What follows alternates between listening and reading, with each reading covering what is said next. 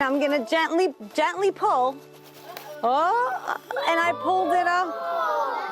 I'm here with some third graders at FJC Elementary School in Brentwood, and these guys have grown their own salad in their classroom that we are now eating. We're gonna show you how they did it. So this is a garden?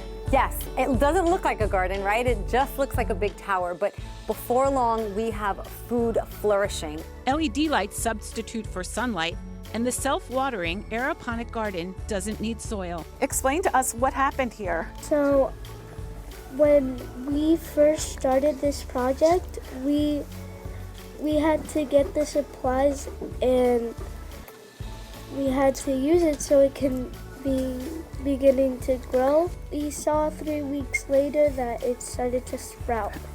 So it's finally the grand finale. We get to harvest. So yay, yeah, everyone, yay, ready? We get to harvest, yay! And how about this one? Let's grab this one, ready? 2 hands. Ready? Whoop, there we go. Are these roots a little longer? Oh, look at that root. Oh, that's a long one. The students brought the baskets to the gym for their salad party. I've never had rainbow salad in my life. Okay, why do you want to try it? It's because my mom says always to try new things, so I'm gonna try new things.